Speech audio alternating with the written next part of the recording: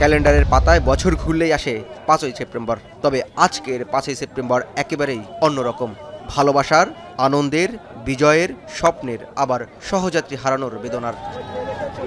বেলা ৩টা বাজতেই পূর্ণ হতে থাকে ঢাকার রাজপথ। চোখের দৃষ্টির বাহিরে এ জনস্রোত, হাতে লাল সবুজের পতাকা, কণ্ঠে নতুন বাংলাদেশ গড়ার শপথ। স্বৈরাচার আওয়ামী লীগ শাসনের পতনের ১ মাস পূর্তিতে পদযাত্রা ছাত্র জনতার। আবেগ, উচ্ছ্বাস আর স্লোগানে জুলাই আগস্টের নারকীয় হত্যাকাণ্ডের স্মৃতিচারণ করছে ছাত্র জনতা। প্রথম কারফিউ জারি ছিল, আমি ছাত্রদেরকে কোমল পানি খাওয়াচ্ছিলাম, সেটা শুক্রবারে, এর আগের দিন। শনিবার দিন আমি মসজিদে নামাজ পড়তে গিয়েছিলাম।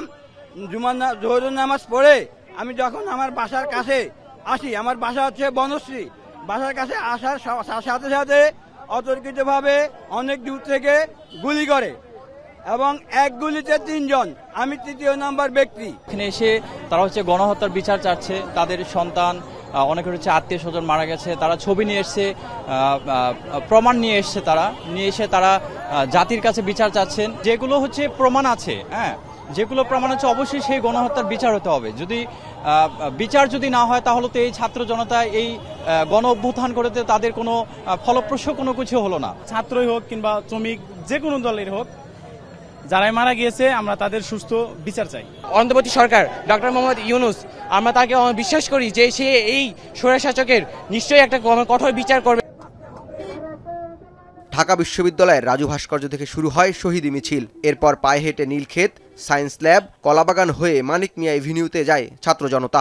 পরবর্তীতে ফার্মগেট, কারওয়ান বাজার হয়ে শাহবাগ পার করে কেন্দ্রীয় শহীদ মিনারে এসে সমাপ্তি ঘোষণা করা হয় স্বৈরাচার পতনের ১ মাস পূর্তির শহীদি মিছিল। স্মৃতির এ মিছিলে যোগ দেয় ঢাকা বিশ্ববিদ্যালয় সহ রাজধানীর বিভিন্ন বিশ্ববিদ্যালয়, কলেজ, মাদ্রাসা ও স্কুলের শিক্ষার্থীরা। ছিল সব শ্রেণী পেশার সাধারণ মানুষের স্বতঃস্ফূর্ত অংশগ্রহণ।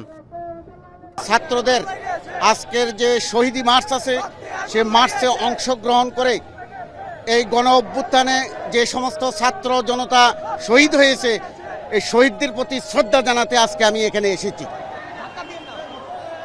বৈষম্য বিরোধী ছাত্র আন্দোলনের নেতারা বলছেন, ফেসিবাদের দোসরদের বার্তা দিতেই এই পদযাত্রার আয়োজন। স্বৈরাচার ও ফেসিবাদের দোসরদের প্রতিহত করার কথাও জানায় তারা। শহীদি মার্চের মধ্য দিয়ে যারা ভেবেছিল আমাদের জাতীয় ঐক্য নষ্ট হয়েছে, ছাত্রদের মধ্যে বিভাজন তৈরি হয়েছে, যারা ভেবেছিল যে আমাদের যে একটি সম্প্রীতি তৈরি হয়েছে, সম্প্রীতি নষ্ট হয়ে গিয়েছিল, ৫ই আগস্টের পুনর্মঞ্চায়ন হয়েছে আজকে ৫ই সেপ্টেম্বর। অর্থাৎ যারা দুর্নীতিবাজ, যারা টেন্ডারবাজ, যারা চাঁদাবাজ, যারা দুর্নীতিগ্রস্ত, তাদের কাছে এটা একটা বার্তা যে তারা যেন আর কখনোই দুর্নীতিতে পুনর্বাসিত না হয়। হাসিনা পালিয়ে গেছে, ফেসিবাদের অনেক কিছু হয়তো এখানে আছে, কিন্তু ছাত্ররা রাজপথে আছে, ফেসিবাদের শেষ চিহ্নটুকু পর্যন্ত ছাত্ররা নিশ্চিহ্ন করবে।